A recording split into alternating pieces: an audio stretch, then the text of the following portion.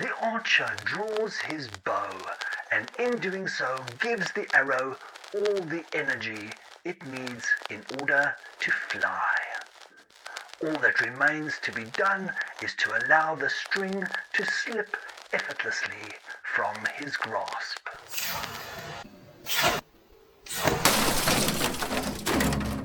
Sorry. And at the end of the drive, the rower has given the boat as much energy as it needs in order to run. So similarly to the archer, letting go of the water during the extraction needs to be done in much the same way.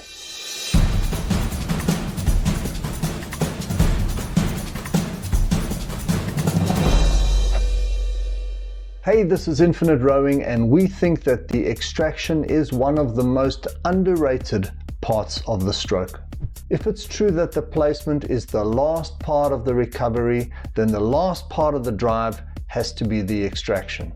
During the drive, you put in all the work to get the boat moving, so the way you let go of the water is a crucial link between the work and the recovery, and it is where a lot of speed can be lost. As you complete the drive, there are a few things that you want to do and there are a few things that you don't. When it comes to form and body position, you would struggle to find anyone better than the French lightweight Olympian Pierre Houin. I will leave a link below, but let me try and demonstrate. You want a tall upper body swing, not a slumped or collapsed core into the finish. This allows for a better lever, but also allows you to fill your lungs during that first breath. You want a flat horizontal movement rather than a dumping of weight into the bow. You want to draw up on the oar handles to keep the blade in the water and connected as long as possible, not a washout into your lap. You want your arms following the arc of the inboard from your elbow, not trying to pull back and get your shoulder blades together. You want to slip your blade out of the vortex and start your feather as the blade starts to exit the water. That's it, I said it. I've seen a lot more people with problems trying to execute square extractions and aggressive tap downs than I have with any other problem during the extraction. When people start to get worried that they're going to get trapped with the oar handle against their body, they start taking their pressure off the connection much earlier. Let me demonstrate it like this. In order to execute a square extraction, you need to start your tap down before the end of the stroke by the amount of time that it takes for you to take the spoon out of the water. Naturally, you want to make this as short as possible, but in order to do so, you need a quick tap down.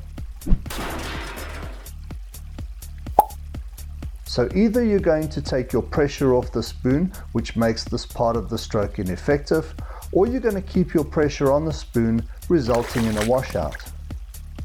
Rolling your feather out of the vortex will firstly allow you to hold on to the pressure longer, but also avoids the jerky, aggressive tap down with its resulting instability.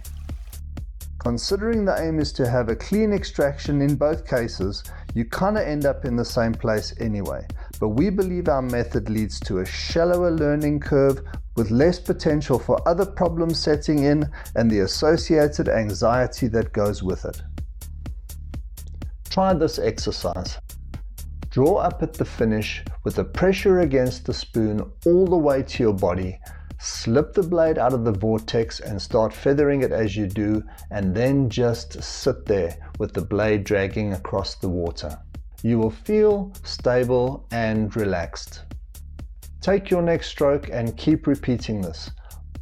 Once you have the confidence that you can hold onto the water until the very end of the drive, start making the drag across the water lighter and lighter until you start coming out with a clear blade. When you know you can hold on to the connection until the very last moment, when you slip the blade out in the same way that the archer allows the arrow to slip from his grasp, you will start to feel that wonderful weightless feeling as the boat runs underneath you. You can then start to think about the recovery, but that's a subject for another video.